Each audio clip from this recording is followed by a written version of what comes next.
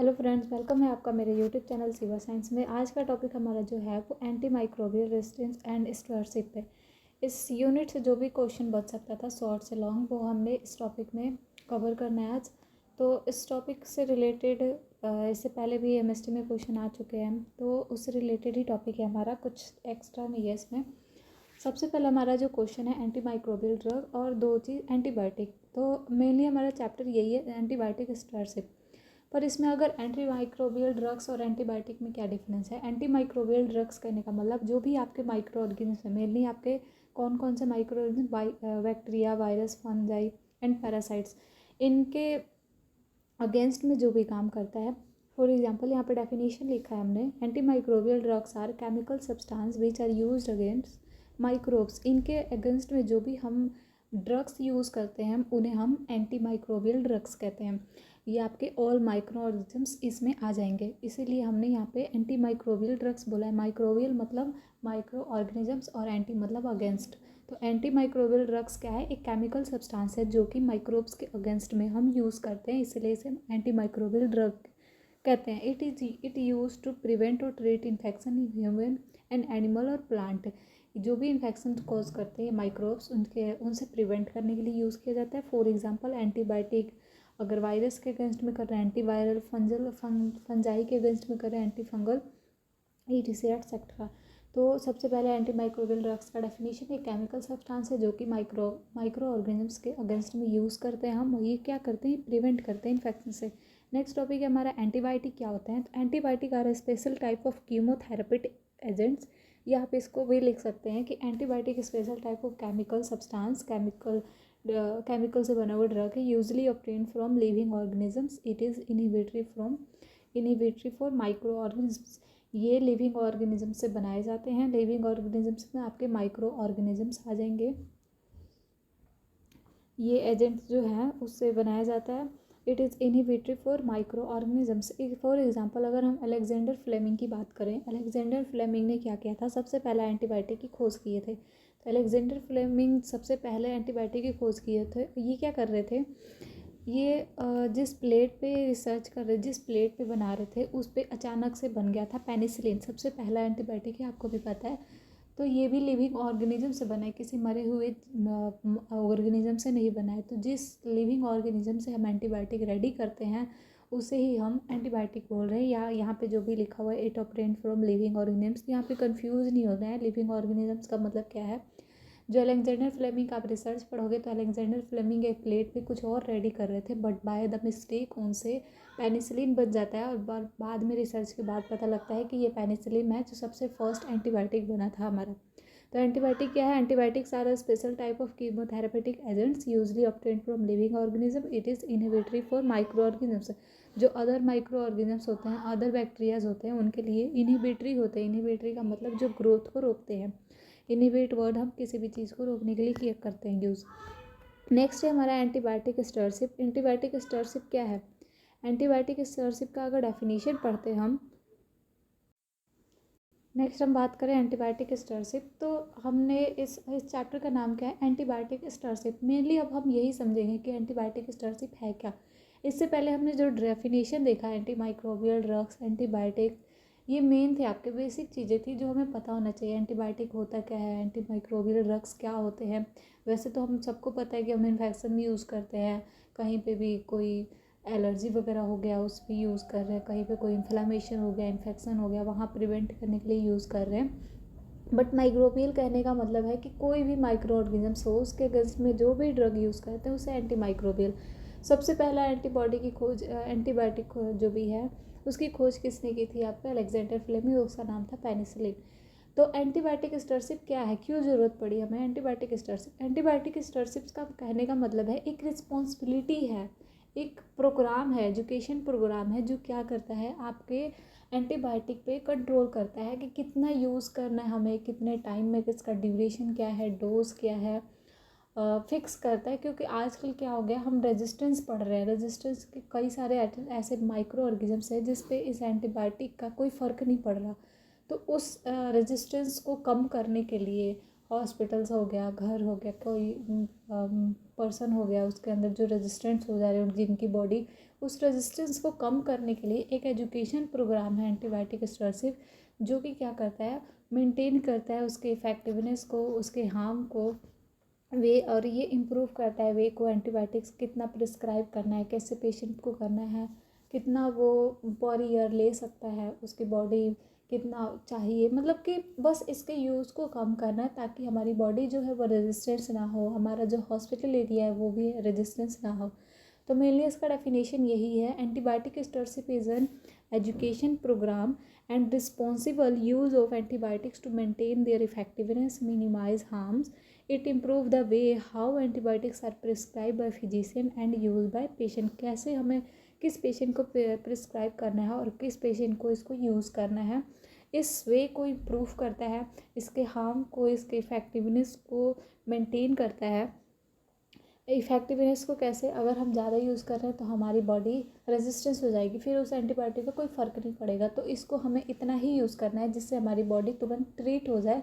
ज़्यादा miss use, इसका over use हमें नहीं करना। ओवर यूज़ करने से क्या होगा कि बैक्टीरिया तो ग्रोथ करते चले जा रहे हैं, क्योंकि आपकी बॉडी तो रेजिस्टेंस होगी, रेजिस्टेंस मतलब उस मेडिसिन का कोई फ़र्क ही नहीं पड़ रहा है, वो मेडिसिन आपके बॉडी में जो बैक्टीरिया की ग्रोथ हो रही है उसको रोक नहीं पा रहा। तो इससे क्या होगा, ओवर यूज मिस यूज़ करने से, एक तो आप मेडिसिन ले रहे हो उसका अलग साइड इफ़ेक्ट होगा, दूसरा कि जो बैक्टीरिया है वो ग्रोथ करता ही चला जाएगा और इसकी वजह से कई लोगों की डेथ भी हो जाती है, पता नहीं लग पाता।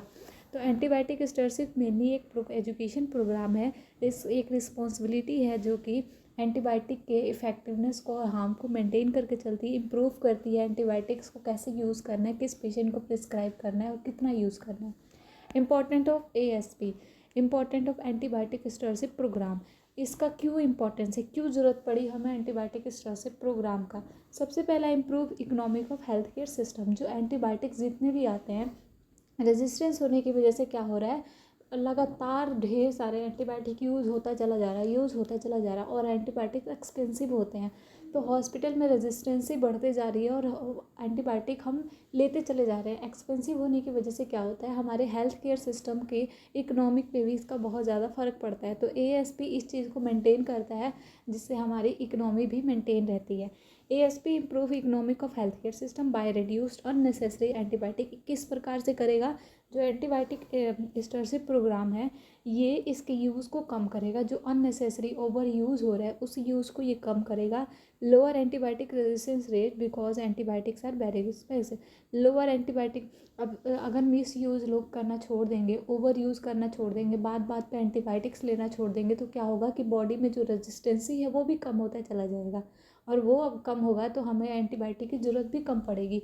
तो एक्सपेंसिव होने की वजह से ये क्या हो रहा है, इकोनॉमिक पे फ़र्क पड़ रहा है। अगर हम इसके यूज़ को कम कर दें, अगर रेजिस्टेंसी कम होने लगेगी तो ऑटोमेटिक हमारी इकोनॉमी भी सुधरती चली जाएगी और हॉस्पिटल्स को इतना लाना नहीं पड़ेगा। तो हेल्थ केयर सिस्टम के इकोनॉमी को इम्प्रूव करने के लिए ASP program is most important. तो ASP क्या है, antibiotic stewardship program improve economic of health care system by reduced unnecessary antibiotic use, lower antibiotic resistance rate because antibiotics are very expensive. तो सबसे पहला पॉइंट हमारा क्यों ज़रूरी है ASP program, health care system की इकोनॉमी को सुधारने के लिए। Reduce the adverse effect of antibiotics. अब एंटीबायोटिक्स रेजिस्टेंस होने की वजह से इसके जो साइड इफ़ेक्ट है जैसे डायरिया, रीनल टॉक्सिसिटी, ये क्या करते हैं, ये इस चीज़ को कम कर रहे हैं। एडवर्स जो हमारी बॉडी में एंटीबायोटिक्स के साइड इफ़ेक्ट्स आ रहे हैं उनको एंटीबायोटिक स्टोरशिप प्रोग्राम के थ्रू कम किया जाता है। क्यों, क्योंकि एंटीबायोटिक स्टोरशिप प्रोग्राम अपनी गाइडलाइंस निकालती है कि किस पेशेंट को कितना डोज लेना है, कितना ड्यूरेशन कब लेना है और इसकी टाइमिंग क्या है, मतलब पूरी शेड्यूल बनाती है कि किस पेशेंट को कितना यूज़ करना है, किस फिजिशियन को कितना प्रिस्क्राइब करना चाहिए, पेशेंट को कितना यूज़ करना चाहिए, कब लेना चाहिए, कब नहीं लेना चाहिए। टोटल शेड्यूल रेडी करता है, गाइडलाइन रेडी करता है, जिसकी वजह से इसके एडवर्स इफेक्ट्स जो हमारी बॉडी पे पड़ रहे हैं वो भी कम होते हैं। तो पहला तो हमारे हेल्थ केयर सिस्टम की इकोनॉमी को सुधार है। सेकंड, हमारा जो साइड इफ़ेक्ट्स बॉडी पे आ रहे हैं उसको भी ये कम करता है, उसके लिए बहुत इंपॉर्टेंट है। Reduce development of MDRO। MDRO का मतलब होता है multi drug resistance organisms. Multi drug resistance मतलब कहने का मतलब क्या है, एक एंटीबायोटिक पे कोई भी मल्टी ड्रग जो अलग अलग दवाइयों को यूज़ करते हैं उसके भी वो रेजिस्टेंस बन जाता है हमारी बॉडी पे, उसका कोई फ़र्क नहीं पड़ता। The correct selection of antibiotic dosages, route, administration duration reduce the development of MDR। अगर हम करेक्ट सेलेक्शन करें, करेक्ट सेलेक्शन कहने का मतलब कई बार क्या होता है कि किस भी टाइप का इन्फेक्शन हो हम एंटीबायोटिक उठाकर खा लेते हैं, ना हम देखते हैं कि हमें इन्फेक्शन किस टाइप का है किस टाइप का नहीं है, और मेडिसिन ले लेते हैं। तो एंटीबायोटिक स्टोरेज प्रोग्राम इस पर मेनली फोकस करता है कि आपका करेक्ट सिलेक्शन होना चाहिए, आपका एक्यूरेट पता होना चाहिए कि इन्फेक्शन किसकी वजह से हुआ है, ये इन्फेक्शन क्यों हो रहा है, कॉज हो रहा है, बढ़ क्यों रहा है। अगर रीज़न एग्जैक्ट पता होगा तो हम दवाइयों का सिलेक्शन है वो भी अच्छे से कर पाएंगे, उनका रूट, डोज, ये सारा चीज़ देख के लेंगे तो हमारा जो मल्टी ड्रग रेजिस्टेंस ऑर्गेनिजम्स है ये कम होगा। नेक्स्ट है हमारा lower the hospital stay. Lower the hospital जो एंटीबायोटिक स्टोरेज प्रोग्राम है ये हॉस्पिटल में पेशेंट को ज़्यादा टाइम तक स्टे करने के लिए इनकी गाइडलाइन के अकॉर्डिंग पेशेंट को कम स्टे करना चाहिए, शॉर्ट डे का स्टे करना चाहिए हॉस्पिटल में। क्यों? क्योंकि हॉस्पिटल एक ऐसा इन्वायरमेंट है जो बहुत ज़्यादा इन्फेक्शन कॉज करता है।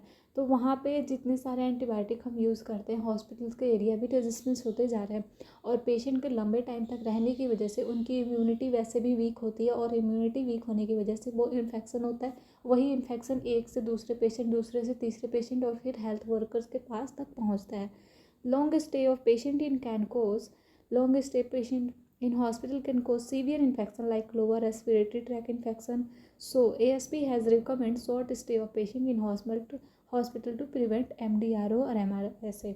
जो मल्टी ड्रग रेजिस्टेंस है वो क्यों हो रहा है? क्योंकि पेशेंट को बार बार इन्फेक्शन हो रहा है, पेशेंट के बार बार बॉडी में एंटीबायोटिक और वही मेडिसिन बार बार रिपीट कर रहे हैं हम, तो पेशेंट का जो बॉडी है वो रेजिस्टेंस हो जाता है अगेंस्ट ड्रग के खिलाफ उसका कोई भी काम नहीं हो पाता, वो एक्शन ही नहीं हो पाता ड्रग का, तो उसकी बॉडी क्या हो जाती है, मल्टी ड्रग रेजिस्टेंस हो जाती है। तो कोई भी दर्द का कोई भी दवा का उसकी बॉडी पे कोई असर नहीं होता है। तो इस चीज़ को कम करने के लिए हमारा एंटीबायोटिक स्टोरेज प्रोग्राम बहुत ज़रूरी है। तो सबसे पहले अब इस चैप्टर में हमने डेफिनेशन देखा एंटी माइक्रोबियल ड्रग्स क्या होता है, उसके बाद हमने देखा एंटीबायोटिक्स क्या होता है, और एंटीबायोटिक की सबसे पहले खोज किसने की थी, कौन सा एंटीबायोटिक था, पेनिसिलिन अलेक्जेंडर फ्लेमिंग ने किया था। एंटीबायोटिक स्टोरेज क्या है, एक आपका एजुकेशन प्रोग्राम है जो कि रिस्पॉन्सिबल है किस चीज़ के लिए, यूज़ ऑफ एंटीबायोटिक, इसके इफेक्टिवनेस और हार्म को मेंटेन करता है, वे इस वे को इम्प्रूव करता है कि फिजिशियन को कितना प्रिस्क्राइब करना है, पेशेंट को कितना यूज़ करना है। इंपॉर्टेंस में हमने 4 पॉइंट देखे। सबसे पहला पॉइंट था हमारा improve economic of health care system के इकोनॉमी को इम्प्रूव करता है, reduces the adverse effect of antibiotic, side effects जो हो रहे हैं उसको भी कम करेगा। Development of MDRO, multi drug resistance जो बढ़ रहे हैं उनको कम करता है। And lower the hospital stay, और इसके अकॉर्डिंग ASP प्रोग्राम के अकॉर्डिंग हॉस्पिटल में शॉर्ट स्टे पेशेंट का होना चाहिए, क्योंकि लॉन्ग स्टे से इन्फेक्शन ज़्यादा कॉज होता है। नेक्स्ट है हमारा definition anti microbial resistance. Anti microbial resistance बार बार हम पढ़ रहे हैं, पर ये एंटी माइक्रोबियल रेजिस्टेंस है क्या? Anti microbial resistance mean when bacteria, viruses, fungi, parasites, microorganism no longer respond to medicine. जो मेडिसिन यूज़ कर रहे हैं हम, उस मेडिसिन का जो बॉडी पे हमारा रिस्पॉन्स होना चाहिए वो मेडिसिन का रिस्पॉन्स बिल्कुल नहीं हो रहा।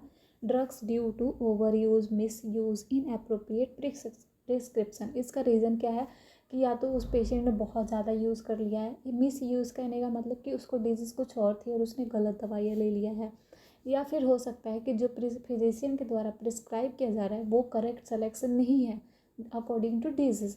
तो इसकी वजह से एंटी माइक्रोबियल रेजिस्टेंस जो है वो बढ़ता चला जा रहा है।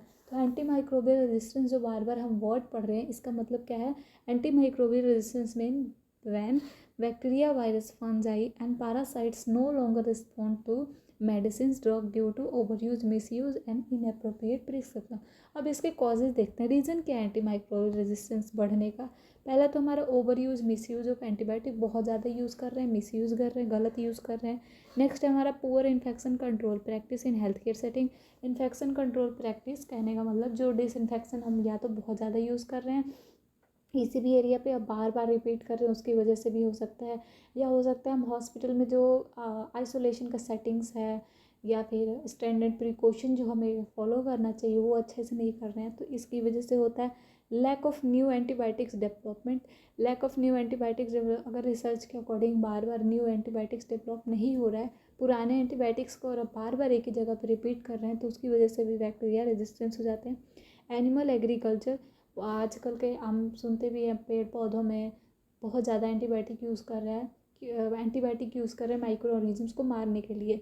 और ज़्यादा ओवर यूज़ करने की वजह से जो हमारे जो भी हम एनिमल से फूड ले रहे हैं, प्लांट से फूड ले रहे हैं, उसकी वजह से, वो लेने की वजह से वो चीज़ें हमारी बॉडी में भी आ रही है और हमारा बॉडी भी क्या हो रहा है, रेजिस्टेंस, एंड पेड़ पौधों पे जो चीज़ें यूज़ की रही है वो भी रेजिस्टेंस होती जा रही हैं। Lack of awareness and knowledge ना होने की वजह से, अवेयरनेस ना होने की वजह से हमें किसी भी टाइप का इन्फेक्शन हो रहा है और हम नॉर्मल दुकान से जाके, मेडिकल शॉप से जाके एंटीबायोटिक्स उठाकर ले लेते हैं। इन्वायरमेंटल फैक्टर, एंटीबायोटिक्स बहुत ज़्यादा मिट्टी और ये इस पे भी यूज़ किया जा रहा है, पानी वगैरह में, एग्रीकल्चर के लिए, इसकी वजह से भी हो रहा है। जेनेटिक म्यूटेशन का मतलब होता है जीन में चेंजिंग होना। बैक्टीरिया जो है वो रेजिस्टेंस होते जा रहे हैं, क्यों होते जा रहे हैं, क्योंकि उनका जो जीन है, अब इस मेडिसिन को यूज़ करते करते उनका जीन उसी टाइप का बन जाता है, म्यूटेशन हो जाते हैं पहले के कंपेयर में, जिसकी वजह से उन पे उस मेडिसिन का यूज़ नहीं होता। और आगे अब जो भी माइक्रो से उनकी आने वाली जो जाती होती है, आने वाली जनरेशन होती है, वो भी वैसे रेडी होती है जो ऑलरेडी रेजिस्टेंस होते हैं। Long stay in hospital, patient का लॉन्ग स्टे रहना भी सही नहीं होता है। तो ये 6 7 8 9 10 नहीं 8 ही है, ये 8 कुछ रीजंस है जो कि एंटीबायोटिक रेजिस्टेंसी को बढ़ाते हैं। तो एक बार हम लोग फिर से रिपीट करते हैं, इससे क्या हो जाता है, हमारा रिवीजन हो जाता है। पहले हमने देखा एंटीमाइक्रोबियल ड्रग्स क्या होते हैं, नेक्स्ट हमने देखा एंटीबायोटिक्स का डेफिनेशन, एंड थर्ड एंटीबायोटिक स्टोरशिप क्या होता है। एंटीबायोटिक स्टोरशिप आपका एक एजुकेशन प्रोग्राम है जो इफेक्टिवनेस और हार्म को, किसका, एंटीबायोटिक्स के हार्म और इफेक्टिवनेस को मेंटेन करके चलता है, वे को इम्प्रूव करता है कि फिजिशियन को कितना प्रिस्क्राइब करना है एंड पेशेंट को कितना यूज़ करना है। प्रोग्राम में हमने मेनली 4 पॉइंट देखे थे। एक तो इम्प्रूव करता है हेल्थ केयर सिस्टम के इकोनॉमिक सिस्टम को, एंड सेकंड एडवर्स इफेक्ट जो साइड इफेक्ट्स बॉडी पे पड़ रहे हैं उसको भी कम करता है। नेक्स्ट डेवलपमेंट ऑफ MDRO को कम कर रहा है, एंड लॉन्ग स्टे जो पेशेंट का होता है उनको भी रिड्यूस कर रहा है लॉन्ग स्टे को। नेक्स्ट हमने देखा एंटीबायोटिक रेजिस्टेंस का, एंटीमाइक्रोबियल रेजिस्टेंस का हमने डेफिनेशन देखा और उसके कॉजेज़ देखे। कॉजेज़ में हमने देखा over use, miss use, agriculture में बहुत ज़्यादा यूज होने की वजह से इन्फेक्शन कंट्रोल का जो सेटिंग प्रैक्टिस है वो सही नहीं हो रहा है। इन्वायरमेंट में हम वाटर सॉइल में जो यूज़ कर रहे हैं उनकी वजह से, लैक ऑफ अवेयरनेस, नॉलेज ना होने की वजह से, अवेयरनेस नहीं है लोगों को उसके बारे में, जेनेटिक म्यूटेशन हो रहा है तो लॉन्ग स्टे कर रहे हैं हॉस्पिटल में लोग। तो इन सारे रीजंस की वजह, जिस भी रीज़न से आपको लगता है कि एंटीबायोटिक रेजिस्टेंस हो रहा है वो आप कॉजेज़ में लिख सकते हो। नेक्स्ट आता है हमारा MDRO MRSA। सिंपल, अगर कभी अचानक से कोई क्वेश्चन उठा देता है व्हाट इज़ MDRO, तो हमारे दिमाग में ऐसा लगता है पता नहीं क्या क्वेश्चन पूछ दिया, बट ये फुल फॉर्म है MDRO और MRSA।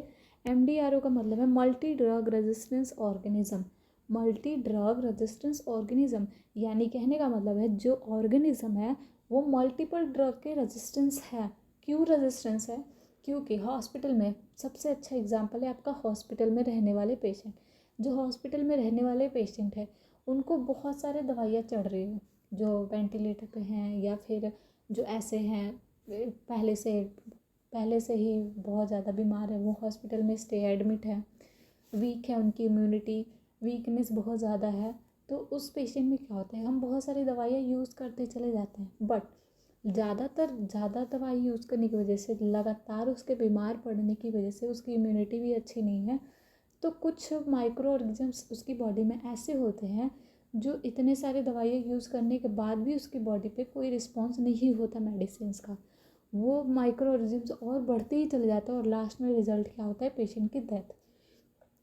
तो इसे कहते हैं मल्टी ड्रग रेजिस्टेंस, कि कोई एक ऑर्गेनिजम्स हैं जो बहुत सारे मेडिसिन, हम देखते हैं कि एक एंटीबायोटिक का रेजिस्टेंस होगा, नहीं, ज़रूरी नहीं है, हो सकता है वो माइक्रोजिम्स है जो कई सारे एंटीबायोटिक का यूज़ करने की वजह से कई सारे एंटीबायोटिक के अगेंस्ट में रेजिस्टेंस बन चुका है। तो उसे ही कहते हैं multi drug resistance organism. It refers to type of bacteria that is resistant to multiple antibiotics making it difficult to treat, और उससे छुटकारा पाना मुश्किल हो जाता है हमारी बॉडी का। तो मल्टी ड्रग का रेजिस्टेंस ऑर्गेनिजम्स का मतलब क्या है, it refers to type of bacteria, जो भी बैक्टीरिया है, that is resistance to multiple antibiotics, ढेर सारे एंटीबायोटिक के वो ऑलरेडी रेजिस्टेंस बन गए हैं, जिसकी वजह से making it difficult to treat, जिसकी वजह से ट्रीट करना डिफ़िकल्ट हो जाता है। MRSA का फुल फॉर्म है methicillin resistant staphylococcus aureus. Staphylococcus aureus का आप नाम सुने होंगे। स्टेफिलोकोकस ओरियस नेचुरली भी हमारे बॉडी में पाया जाता है। स्किन म्यूकस मेम्ब्रेन पे ये प्रेजेंट होते हैं, जो हमारी बॉडी में क्या करते हैं, प्रिवेंट करते हैं हमें। तो इस कहने का मतलब यहाँ पे डाउट ये उठेगा कि स्टेफिलोकोकस ओरियस हमारी बॉडी का ही पार्ट है, फिर हमें कैसे हार्म पहुँचा रहा है। जब भी हमारी बॉडी में जो माइक्रो ऑर्गेन्स होते हैं, जिस एरिया के होते हैं वहीं के लिए सेफ होते हैं। अगर वो अपना एरिया चेंज करके किसी और एरिया, किसी और बॉडी पार्ट में एंटर करते हैं, तो वो हमारे लिए फिर हार्मफुल बन जाते हैं। तो स्टेफिलोकोकस ओरियस भी ऐसा ही है, आपकी स्किन में है, म्यूकस मेम्ब्रेन में है, बट अगर वो ओवर ग्रोथ करके, बहुत ज़्यादा ग्रोथ करके आपके बॉडी के दूसरे पार्ट में एंटर कर रहा है, तो वो आपके लिए इन्फेक्शन कॉज करता है, वो आपके लिए वो आपकी बॉडी के लिए हार्मफुल होता है। तो स्टेफिलोकोकस ओरियस बहुत ज़्यादा होने की वजह से, उस पर बार बार बहुत ज़्यादा एंटीबायोटिक्स यूज़ करने की वजह से ये हमारा पैथोजेनिक बैक्टीरिया जो है ये रेजिस्टेंस बन गया हमारी बॉडी में, और इस पर किसी भी एंटीबायोटिक का जल्दी कोई फ़र्क नहीं पड़ता। तो इसीलिए MRSA यहाँ पे नाम लिखा हुआ है specially, methicillin resistance staphylococcus aureus. Staphylococcus aureus are part of our skin flora and common pathogenic bacteria. ज़्यादातर पैथोजेनिक जब देखेंगे आप कोई भी डिजीज़, तो उसमें ये बैक्टीरिया का नाम आपको मिलेगा इन्फेक्शन के मामले में। तो MDRO और MRSA का मतलब क्या था। MDRO है मल्टी ड्रग रेजिस्टेंस ऑर्गेनिज्म, और MRSA का फुल फॉर्म है methicillin resistance staphylococcus aureus. Methicillin resistance staphylococcus aureus, ये दोनों टर्म आप अच्छे से पढ़ लेना, क्योंकि हो सकता है ये आपके ऑब्जेक्टिव में आ जाए, MCQ में आ जाए, या फिर ऐसे लिखने को आ जाए क्या है। तो वो अगर आपको पूरा नाम पता रहेगा, तो पूरा नाम से ही आप पता लगा लोगे कि रेजिस्टेंस है किस चीज़ की, और डेफिनेशन लिख सकते हो। प्रिवेंशन ऑफ MDRO और MRSA, इसका प्रिवेंशन कैसे हो सकता है। जितना हमने स्टैंडर्ड प्रिकॉशन में लिखा था, एक ट्रिक मैं बताती हूँ इसके प्रिवेंशन को याद करने के लिए। जो भी हमने स्टैंडर्ड प्रिकॉशन में पढ़ा है, स्टैंडर्ड प्रिकॉशन में हमने क्या पढ़ा था, हैंड हाइजीन, उसके स्टेप्स, उसके मोमेंट्स, फिर हमने देखा था उसके टाइप्स में 3 टाइप थे आपके, alcohol based, normal hand wash था, सर्जिकल था, एंड फिर हमने देखा था PPE में हमें क्या क्या यूज़ करना है, क्या पहनना है। उसके बाद हमने देखा था इन्वायरमेंटल क्लीनिंग टॉपिक था। इन्वायरमेंटल क्लीनिंग में क्या है, आपके जो इक्विपमेंट्स है, जो इंस्ट्रूमेंट्स हैं, उसको डिसइंफेक्ट करके रखना है, स्टरलाइजेशन प्रॉपर करके रखना है, आपका वार्ड क्लीन होना चाहिए, स्टरलाइज होना चाहिए, स्पेशली OT और ICU, वहाँ पे हर एक चीज़ें जो हैं वो भी स्टरलाइज होने चाहिए। वैक्सीनेशन, इसमें वैक्सीनेशन इज़ मोस्ट इम्पॉर्टेंट, क्योंकि पेशेंट को अगर पेशेंट वैक्सीनेटेड रहेगा तो वो इन्फेक्शन उसको ज़्यादा कॉज नहीं होगा, उसकी बॉडी इसको रिकवर कर लेगी। आइसोलेशन प्रिकॉशन भी हमने देखा था कि जो भी पेशेंट है, अगर कम्युनिकेबल डिजीज़ वाले पेशेंट हैं, तो उनको कम्युनिकेबल डिजीज़ वाले पेशेंट के साथ ही रखना चाहिए। ये हो गया आपका आइसोलेशन में। एजुकेशन अवेयरनेस, पेशेंट को अगर किसी भी चीज़ के बारे में जानकारी नहीं है, तो उसे हमें जानकारी देना चाहिए कि कम्युनिकेबल डिजीज़ है, आपको भी हो सकता है, तो वो भी प्रिकॉशन रखेंगे अपने आप में, हैंड हाइजीन मेंटेन करेंगे वो भी। इम्प्रूव इन्फेक्शन कंट्रोल प्रैक्टिस जो भी है, उसको हमें इम्प्रूव करते रहना चाहिए। अगर कंटिन्यू हम इम्प्रूव करते हैं, तो एंटीबायोटिक रेजिस्टेंस की जो रेट है वो कम होगा। प्रॉपर वुंड केयर ड्रेसिंग, और जो वुंड केयर ड्रेसिंग है, इसका प्रैक्टिस हमें सही से होना चाहिए। तो ये स्टैंडर्ड प्रिकॉशन में जो भी आपने टॉपिक पढ़ा था, अगर प्रिवेंशन आ जाता है, तो प्रिवेंशन में आपको घबराना नहीं है कि इसके लिए कुछ अलग से नहीं, आपका जो स्टैंडर्ड प्रिकॉशन के पॉइंट्स थे, वो पॉइंट्स आप इसमें इंक्लूड करो, और उसके अलावा आपको लगता है कि कुछ हमें और भी इसमें एंटीबायोटिक रेजिस्टेंस को रोकने के लिए करना चाहिए, तो वो भी पॉइंट्स आप इसमें लिख सकते हो। तो एक बार देखते हैं हमने इसमें क्या लिखा है। Hand hygiene, proper perform hand washing with 7 steps and use of sanitise. हम शायद अब 6 स्टेप हो गया, तो आप वहाँ पे सुधार लेना। Follow 5 moments of hand hygiene. 5 moments हमें हैंड हाइजीन का परफॉर्म करना है। जैसे आफ्टर टच था, बिफोर टच था पेशेंट को, after touch, patient surrounding, equipments आप टच कर रहे हैं उसके बाद भी, एंड एक्सपोजर टू फ्लूइड और बॉडी फ्लूइड्स जो भी था।